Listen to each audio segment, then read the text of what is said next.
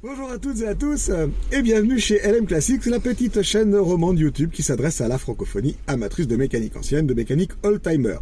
Aujourd'hui, nous allons tordre le cou à une prétendue fragilité des Oldsmobile diesel. Vous voyez que mon épouse m'accompagne, elle a ce courage-là, voyez-vous, de prendre un tel véhicule pour faire un tel voyage parce que nous partons en Hollande. Ça veut dire que nous allons faire à peu près 3000 km durant notre périple. Et nous allons donc démontrer que ceux qui blâment les Oldsmobile diesel feraient bien de s'en acheter une parce qu'ils se rendraient compte que ce sont de bonnes autos. Ma femme est en train d'acquiescer.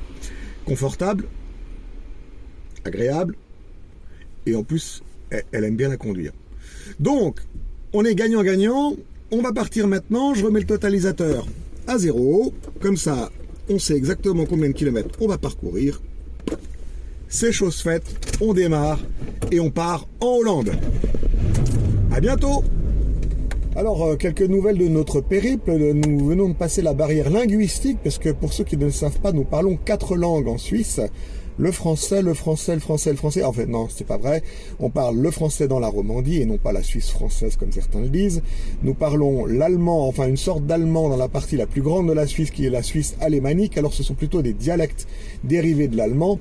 Nous avons une partie tessinoise qui parle italien, qui est une petite partie. Et puis tout au fond à l'est, c'est les romanches et puis personne ne les comprend, mais c'est très joli à entendre. Par contre, c'est vrai.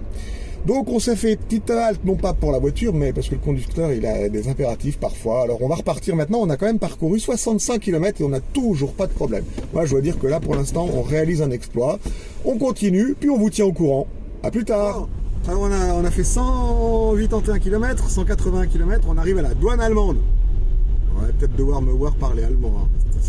Faites gaffe, vous allez voir, j'ai un sacré accent. Ou alors on va peut-être se faire arrêter et se retrouver dans une cellule avec une inspection en règle.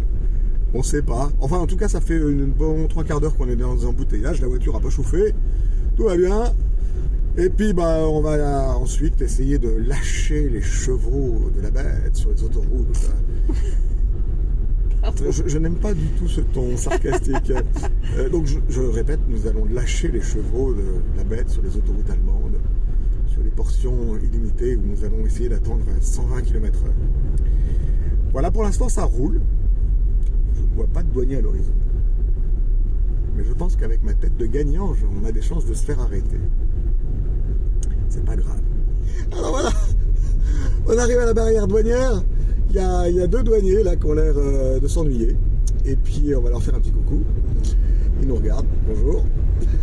Et ils s'en foutent royalement de nous. Nous sommes donc maintenant en Allemagne et je vais accélérer dans un nuage de fumée noire de manière à atteindre une vitesse de 120 km/h. Voilà. Donc j'arrive, je viens de me faire déplacer par une petite camionnette de merde. C'est pas grave, pourtant j'appuie. Voilà, nous sommes maintenant à 100 km/h, voyez-vous. Et vous entendez certainement rugir le V8. Ah, nous avons un gagnant que nous allons dépasser. Il semblerait que ce soit une Fiat 500. Non, elle se déporte sur la gauche. Mais nous allons dépasser un 40 tonnes quand même. Voilà, nous sommes maintenant à 120 km/h. Alors on vous tient au courant par la suite de nos aventures en Allemagne, puis en Hollande. À bientôt.